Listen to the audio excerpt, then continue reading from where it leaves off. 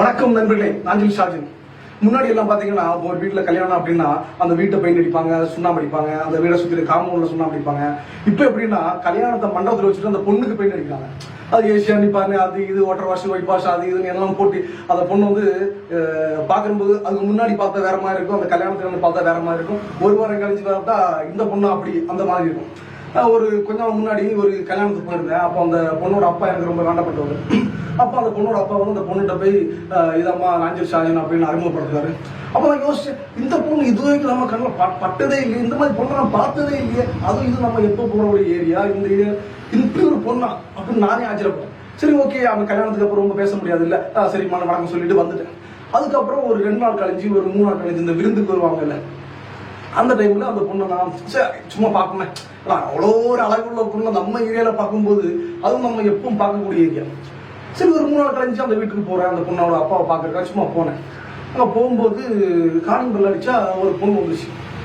பொண்ணு வந்துட்டு வாங்கினே சும்மா இருக்கலாம் அப்படின்னு. என்னடா சும்மா இருக்கலாம் கேட்குது. சரி, ஓகே, ஏதாவது வீட்டோட பொண்ணா இருக்கும் அப்படின்னு நினைச்சிட்டு, இல்லைம்மா அவங்க அவர் இல்லையா அப்படின்னு கேட்டேன். இல்லை, அவங்க வீட்டில் இருக்காங்க அப்படின்னு. சரி, அவங்க கூப்பிட்டு என்கிட்ட என்னென்ன கல்யாணம் எல்லாம் முடிஞ்சு பொண்ணு விருந்துக்கெல்லாம் வந்தாச்சு அப்படின்னு. ஆமாம்மா, இன்னைக்கு காலையில் தான் விருந்து வந்தாவா அப்படின்னா. சரி, பொண்ணுங்கன்னா இதான் பொண்ணு அப்படின்ச்சு. நான் அன்னைக்கு பார்த்தேன். அது அப்போ அது என்னன்னா ஏசியன், நிப்பானு, water wash, white wash missing. இது எப்படி இருக்குன்னா இந்த ஆப்பிள் ஃபோனை காட்டிட்டு ஆப்பிள் கவரை கொடுத்த மாதிரி. ஸோ இது என்னன்னா, இது வந்து பைபிள்லேயே ஒரு வசனம் சொல்லியிருக்கு, தன்னுடைய உடம்புக்கு மேலே செலுத்தக்கூடிய எந்த அளவுமே வந்து அது கடவுளுக்குள்ளது அல்ல. ஸோ என்னன்னா, ஒரு மேக்கப்புங்கிறது வந்து நார்மல், ஒரு வாட்டர் வாஷ், ஒரு ஒயிட் வாஷ், இல்லை ஒரு மூஞ்ச கழுவோட நிப்பாட்டினா யாருக்கும் பிரச்சனை இல்லை. அதை விட்டுட்டு என்னன்னா நம்ம எதிர்பார்க்கறது ஒன்று, நடக்கிறது ஒன்று, அந்த மாற்றங்கள் ஒன்று தான் மாறும்.